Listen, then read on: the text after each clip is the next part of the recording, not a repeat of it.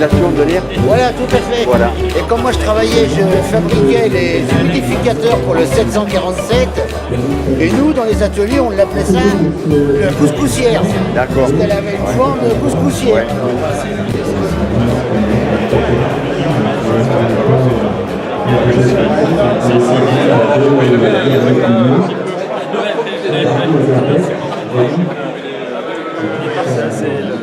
Les avions que les contrôleurs ont l'habitude de faire voler ici, ils volent à 350 nœuds. Et le Piper J3 dont je vous parlais tout à l'heure, bien hier, quand il est arrivé de Meaux, il volait à 35 nœuds, c'est-à-dire 10 fois moins vite. Donc évidemment, il faut éviter qu'il y ait des rapprochements qui pourraient avoir des conséquences funestes. L'histoire que peuvent raconter ces machines. Voilà. Donc Catherine de Monory m'a demandé effectivement de vous signaler aussi que le hall donc de la Seconde Guerre mondiale va rouvrir, qu'il va y avoir une exposition aussi, un hall sur, évidemment disposé de façon circulaire. Il y a donc des cylindres qui sont en bas, qui escortaient ces chasseurs au-dessus de l'Allemagne, et voilà, pour éviter un pourcentage de pertes non négligeable. Puisque c'est le nom du moteur, c'est un moteur produit bien après. Il a fait surtout la guerre du Vietnam, il a servi en France, en Indochine, et puis en Algérie également, de mémoire. De l'avion, c'est un De Havilland, donc c'est un avion anglais. Un avion anglais qui était prévu pour donc l'entraînement de base des pilotes de la Royal Air Force. Alors pas pendant la guerre, juste après la guerre mondiale, puisqu'en fait c'est un avion à l'origine civile, qui a été commandé de nombreux exemplaires par l'armée américaine pour servir d'avion d'entraînement. Cloué dans une boîte.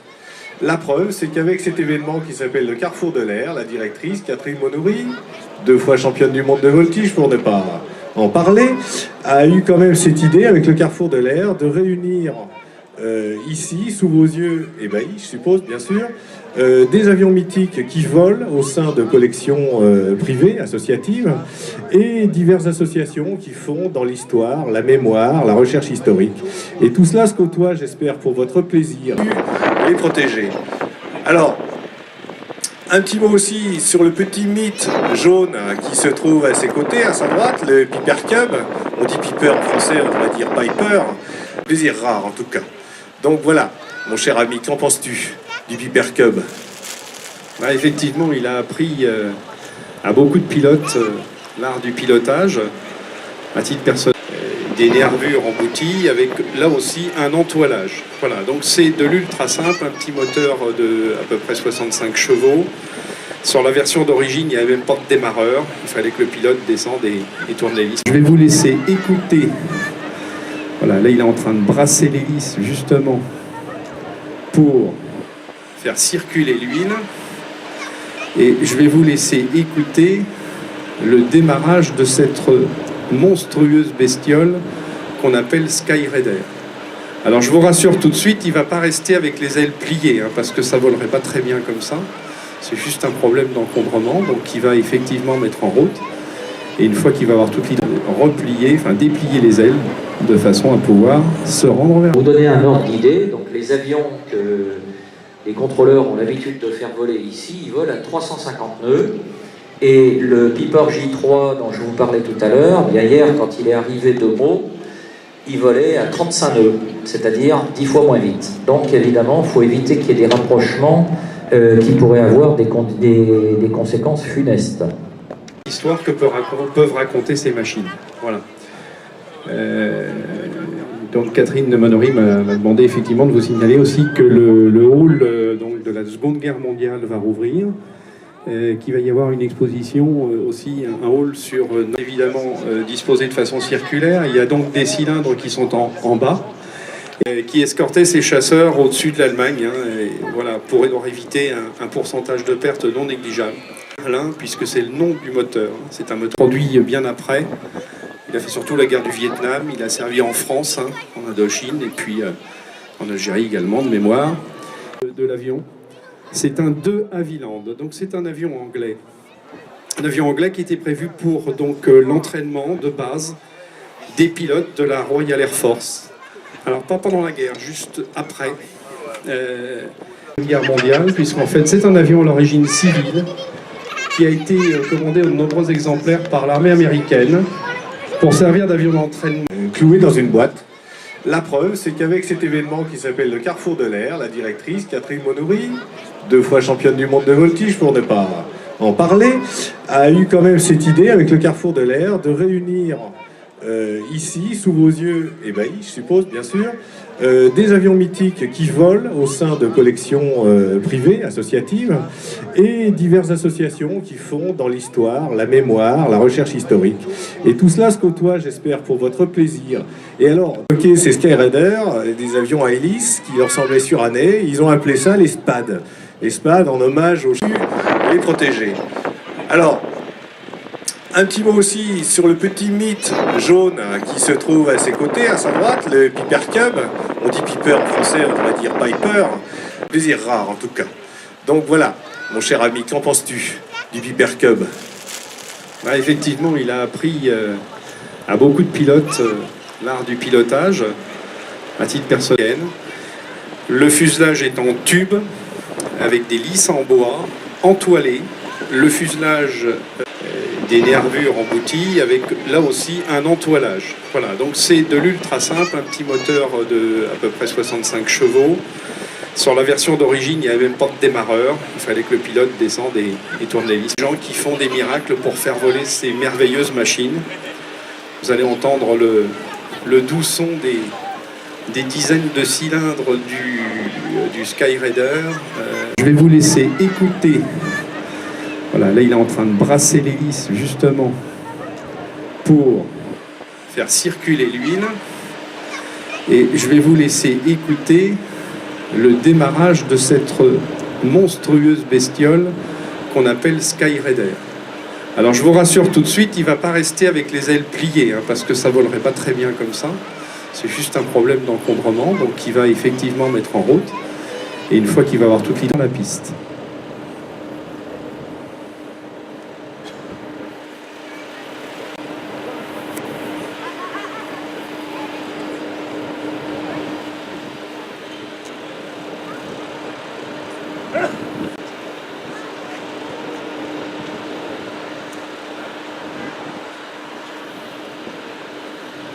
Voilà, donc le pilote là, il redescend de la machine, en fait il a comme ça. Allez, je vais être un petit peu marseillais, mais il faut à peu près 10 heures de mécanique pour faire une demi-heure de vol. Et les avions de guerre, les pilotes commencent par le T6, qui est l'avion jaune que vous avez tout à fait à votre droite.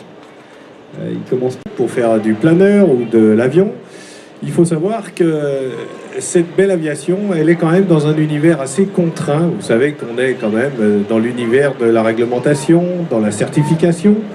Et donc, il faut savoir que ces machines, il faut quand même des associations, certes pour les mettre en œuvre, pour les faire voler, mais aussi pour les soutenir face à tout un tas de contraintes administratives. Et il y a quand même une fédération en France, une catégorie assez particulière de pilotes, si vous voulez, et de passionnés d'aviation. C'est ceux qui ont construit leur aéronef, ce qu'on appelle les constructeurs amateurs, et ceux qui font voler des avions de collection comme ceux que vous avez sous les yeux. Voilà. Et ces gens-là, ils ne sont pas si nombreux que ça. Il doit y en avoir, je ne sais pas, peut-être 2 milliers en France, par exemple. Mais c'est pas très facile. On peut se trouver, même si on a une association, on peut se trouver un peu isolé quand même. Et donc, il faut savoir que comme les vélivoles, les pilotes de planeur ont une fédération française de vol à voile, les constructeurs amateurs et les collectionneurs qui font voler ces super Warbirds que vous avez sous les yeux, ils ont quand même aussi une fédération qui les soutient et qui leur apporte de l'aide administrative. Voilà, ça c'est dit. Il faut savoir quand même que l'aviation privée énergie est en moyen qui est quand même assez considérable. Voilà.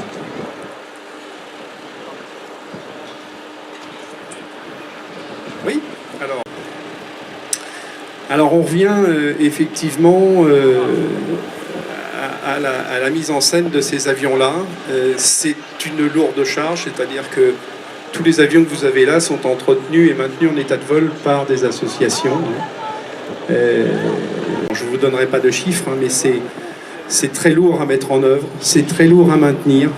Il faut que ça soit nickel au point de vue mécanique. Et donc ça coûte un maximum d'argent. De voir hier, qui est beaucoup plus performant que nous deux, qui s'appelle Bernard Chabert, et qui vous raconte l'aviation, c'est-à-dire qui vous conte l'histoire de l'aviation au travers de ces outils. Alors donc, vous voyez, c'est aussi des tâches au sol, c'est-à-dire qu'il faut aussi à la main. Voilà. C'est un petit avion qui est aussi un avion d'entraînement. C'était l'avion d'entraînement militaire de ce pays. Voilà.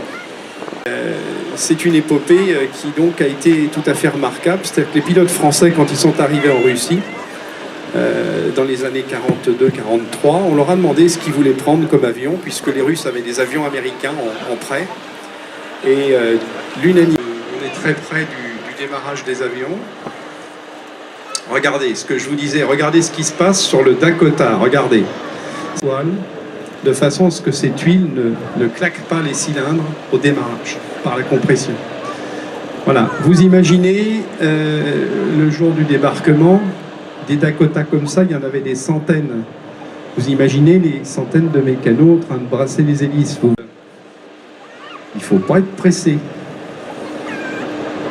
Voilà, le premier est fait. Et donc nos amis, je suppose, qui vont faire le deuxième, à moins qu'il l'ait déjà fait. Voilà. C'est un vétéran du débarquement. Il a vraiment été au-dessus des plages de débarquement le 6 juin 1944. Voilà. Bruit et des sons tout à fait magiques. Il partait escorter les forteresses volantes. Il y avait 2 gros bidons d'essence supplémentaires sous les ailes. Et ça a été le miracle un petit peu au niveau des combats au-dessus de l'Allemagne, puisqu'en fait c'était le seul chasseur qui était capable d'escorter d'un bout à l'autre les forteresses volantes de façon à les sauvegarder au maximum des attaques des chasseurs allemands. Sur Internet et sur les chaînes de fournisseurs d'accès, comme Orange, etc., il y aura maintenant, à partir de ce soir, dimanche 12 avril, une chaîne de télévision qui sera exclusivement consacrée à l'aéronautique. Voilà. Alors, il y aura des rediffusions de films et de séries célèbres, mais il y aura aussi des documentaires, il y aura aussi toute l'actualité du monde aéronautique, parce que c'est quand même un vrai monde, l'industrie aéronautique, c'est-à-dire qu'on va parler sur cette chaîne de télévision de tout ce que vous avez sous les yeux, y compris assez haut, quand vous voyez cet Airbus 380 qui décollait, je vous signalais tout autour de la Terre, dans l'espace. Il s'appelait Yuri Gagarin. Il faut savoir que le 12 avril, 20 ans plus tard, 1981, c'était le premier envol d'une navette spatiale. Donc c'est effectivement une date symbole qu'a choisi Bernard Chabert et ses acolytes pour lancer sa chaîne de télévision ce soir. Donc ce soir sur Internet et à partir du 21 mai sur la chaîne TV d'Orange et après sur les autres fournisseurs. Voilà. Non pas qu'il ait effectivement le même courage ou la même folie, mais en tout cas, il nourrit effectivement la même passion. Oui, Catherine. Oui. La symphonie du Rolls-Royce Merlin, du Pratt & Whitney, c'est le nom des moteurs alors du Skyraider et du Dakota. Le Dakota, c'est mythique. Le bruit de cet avion et l'allure de cet avion en vol, vous l'avez toutes et tous vu en bande dessinée, vu dans les films, dans des gravures. C'est l'avion mythique, c'est le bimoteur, je crois, qui a la plus longue carrière, qu'elle soit militaire ou aéronautique. Pour la petite anecdote, ça sent l'huile, ça sent l'essence, mais c'est tout un mythe. Voilà. Et c'est là qu'on voit qu'on a fait énormément de progrès dans le transport aérien. Monory est un personnage absolument exceptionnel. Il faut savoir que cette dame était professionnellement hôtesse de l'air, chef de cabine, dans une compagnie nationale qui doit s'appeler Air France, qui s'appelle toujours Air France, et que, bon, je l'ai entendu un jour nous avouer qu'elle avait un peu peur en avion. Elle s'est mise à apprendre à piloter en aéroclub, et elle s'est même mise à faire de la voltige aérienne. Alors, voltige aérienne, pas forcément à n'importe quel niveau, puisqu'elle, excusez du peu, elle a été quand même championne du monde de voltige aérienne 2 fois, en 88 et en 2000. C'est donc une immense dame, une championne du pilotage qui est aujourd'hui aux commandes, aux manettes du musée de l'air et de l'espace. Et c'est pas du tout incongru que Madame Monory soit la directrice de ce musée de l'air, parce qu'elle est effectivement aussi passionnée de voltige aérienne que de patrimoine aéronautique. Et quoi de neuf, quoi de mieux qu'une personnalité comme celle-là pour faire vivre un musée comme celui-là? C'est quand même ici, le musée de l'air, un écrin, une vitrine fantastique de l'aviation, française certes, mais pas exclusivement, qui a l'aérogare du Bourget qui est classée monument historique. Et donc cette petite dame volontaire et archi compétente, elle pilote une grosse machine, le musée de l'air, une grosse machine administrative, avec des conservateurs, des ateliers, un centre de doc, enfin une foultitude de choses. C'est une grosse maison, hein. Il y a une centaine de personnes qui travaillent au musée de l'air et qui pilotent aussi un immense chantier de restauration de cette façade de l'aérogare du Bourget que vous avez sous les yeux quand vous rentrez au musée de l'air et de l'espace. Il y a des halls qui sont fermés parce qu'ils sont en rénovation. Ça bouge au musée de l'air, il se passe toujours quelque chose. Et ce patrimoine, ce conservatoire donc les préparatifs se poursuivent et vous pouvez encore les admirer sous le soleil du Bourget. En avion avec les ailes en moustache de phoque, là, les ailes repliées. Tout est prêt, sauf que, et au Bourget c'est un petit peu gênant, parce que c'est un grand aéroport quand même, et nous sommes en région parisienne. Il est en panne de radio, donc ils sont en train de dépanner la radio. Vous voyez, malgré toutes les précautions que prennent ces mécanos magiques, et bien de temps en temps il y a un petit pépin, donc il va attendre d'avoir réparé sa radio. Il doit y avoir pas grand chose comme d'habitude, c'est-à-dire que c'est toujours au bon moment que ça tombe en panne, mais ils ont tous les gens qu'il faut pour dépanner derrière.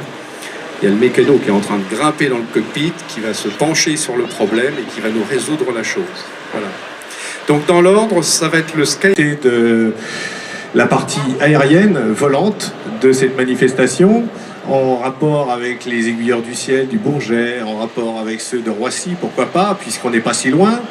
Et ce monsieur, Jacques Aboulin, qu'on a vu parmi nous aujourd'hui, mais qui là maintenant est à la tour, là-bas, c'est quand même assez un personnage quand même.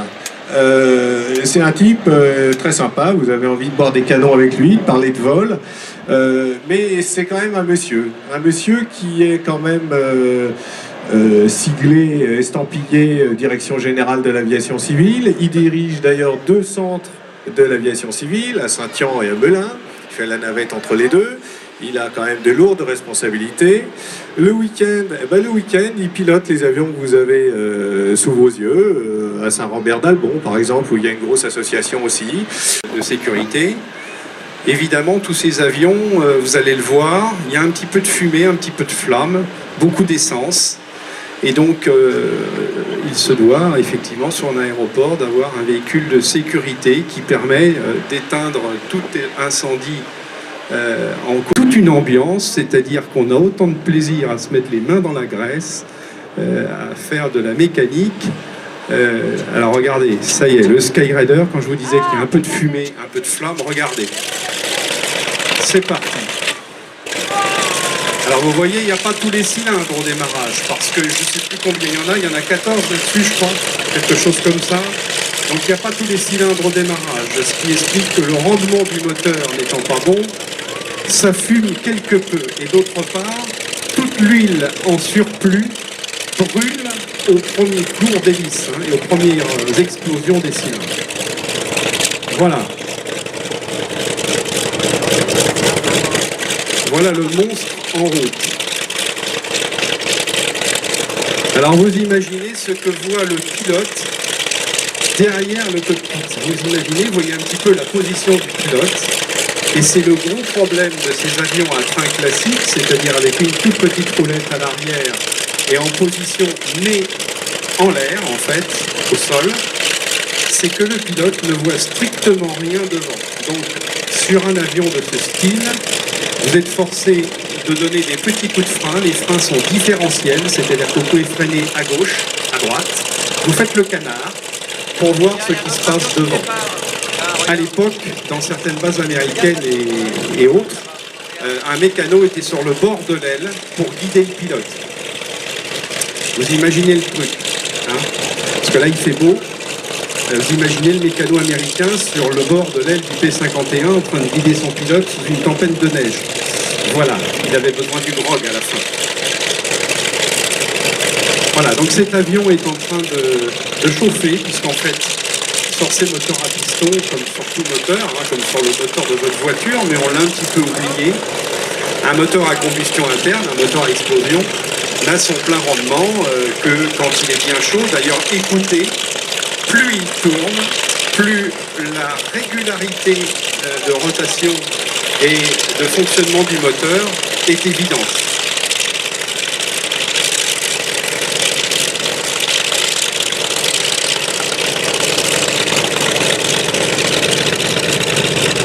Donc là, le pilote est en train de vérifier tous les paramètres de température, de pression.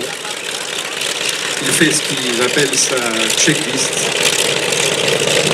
Voilà, il est en train de fermer le cockpit tranquillement. Vous voyez un petit peu la position du pilote.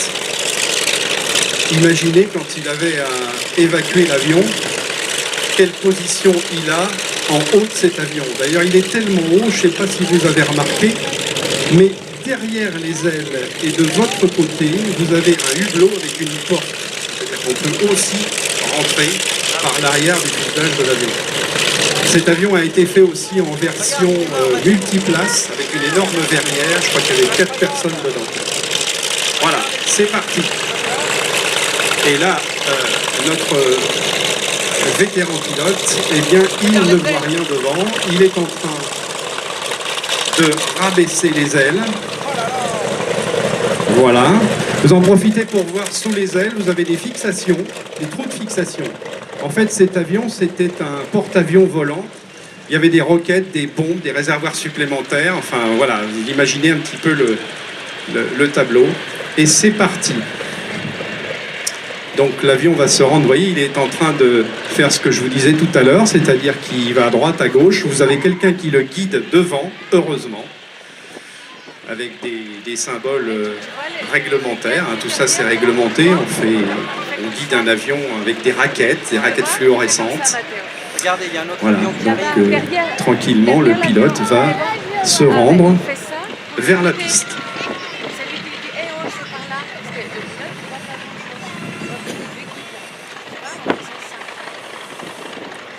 Alors, je vous laisse imaginer la consommation d'essence d'un moteur pareil.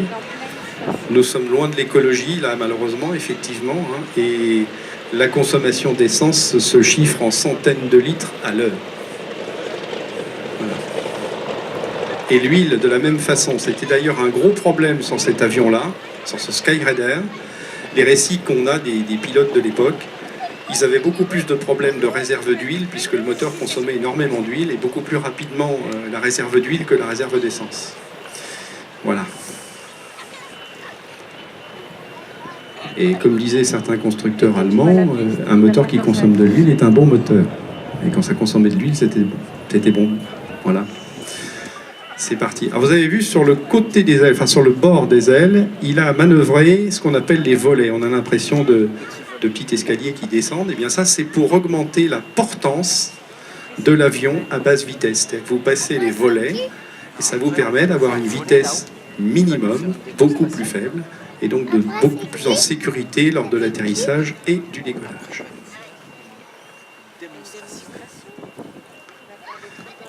Alors, que vont-ils nous démarrer? Ils sont bien partis pour nous démarrer le Dakota, là.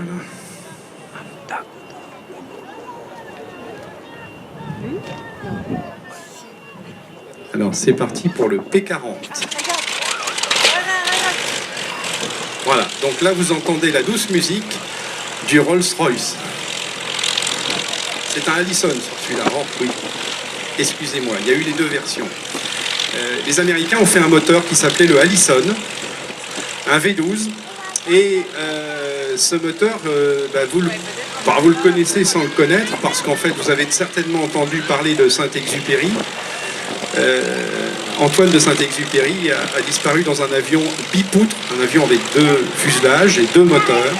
Et c'était 2 moteurs Allison, c'était des moteurs tout à fait identiques à celui que vous êtes en train d'entendre. Vous voyez déjà que c'est beaucoup plus doux, ça ressemble beaucoup plus à une voiture que le moteur en étoile qui fait plutôt un bruit de moissonneuse-batteuse, c'est vrai.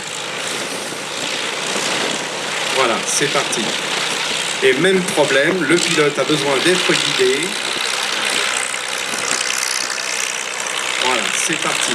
Regardez si c'est beau. Ça, c'est vraiment un avion de bande dessinée. Et derrière, vous avez une des plus beaux avions à piston qui ait jamais été fait, le Mustang P51. Et là, vous entendez, cette fois-ci, je ne fais pas de faute, c'est un Rolls-Royce. Les premières versions de ce moteur avaient un nom mythique, un nom magique. C'était le Rolls-Royce Merlin. Voilà, c'est parti. Vous voyez que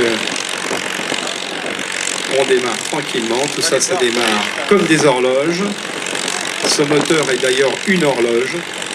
Il a équipé les 3/4 des chasseurs alliés de la Seconde Guerre mondiale. Côté anglais, bien entendu, côté américain, puisque les Américains ont construit un moteur équivalent sous licence qui s'appelait le Packard. Et c'est grâce à ce moteur d'ailleurs que cet avion mythique, le Mustang P51, donc c'est cet avion avec cette casserole jaune et rouge que vous avez devant vous, il a été en fait mis en avant de la scène parce que ce moteur était fiable, économe et permettait donc d'escorter les forteresses volantes, les bombardiers au-dessus de l'Allemagne, de façon à les protéger.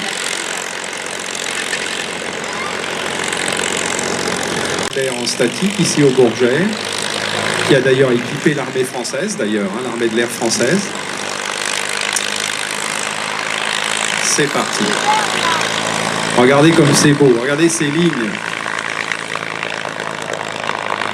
Alors oui, juste une petite précision, il faut quand même savoir que le P51 Mustang, qui est un avion absolument fabuleux, la Cadillac du ciel, comme dirait Bernard Chabert, il faut savoir quand même que l'ingénieur qui a dessiné cet avion avec son équipe, il était d'origine allemande. Hein. Bon, il a fait ça pendant la Seconde Guerre mondiale, il était, disons, du bon côté. Et il a dessiné un avion fabuleux qui, quelque part, ça va jusqu'à 700 km/h, hein, avec un moteur à piston, c'est quand même assez extraordinaire, et qui est une des premières machines à être dotée d'un profil d'aile dit laminaire, c'est-à-dire un profil qui permet effectivement d'assez haute vitesse. Et ça se paye un peu, c'est-à-dire que pour poser un P51 Mustang avec cette hélice gigantesque, avec ses 1600 chevaux de vent, quand on sort les volets, le train d'atterrissage, on dit dans le jargon sortir les traînées pour faire de la traînée aérodynamique, un Mustang, ça se pose à 75% de la puissance, c'est-à-dire à la puissance du vol de croisière. Dès que vous sortez les roues, les volets, la traînée aérodynamique, la résistance à l'avancement, si vous voulez, est telle que l'avion se pose à la vitesse qu'il a en croisière pour être tranquillement à 400 à l'heure. Voilà. Donc ça vous donne un peu une image du talent qu'il fallait pour piloter ce C-47 Dakota, autrement dit le DC-3, se met en route. On va l'écouter.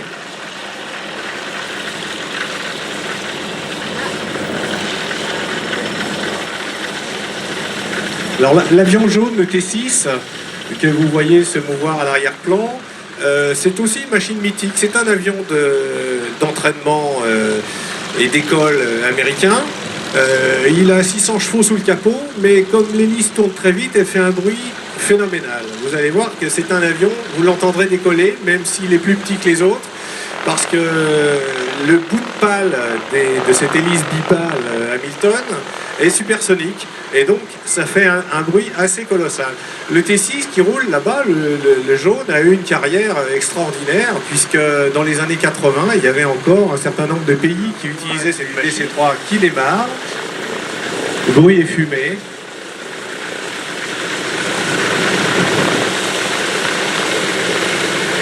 Donc là, vous imaginez, vous êtes effectivement au Bourget, mais vous êtes dans les années 50, avec un DC-3 aux couleurs de la compagnie nationale qui va peut-être vous emmener à Londres ou à Bruxelles à la vitesse de 300 km/h quand il est en colère, mais en toute sécurité et avec une immense majesté.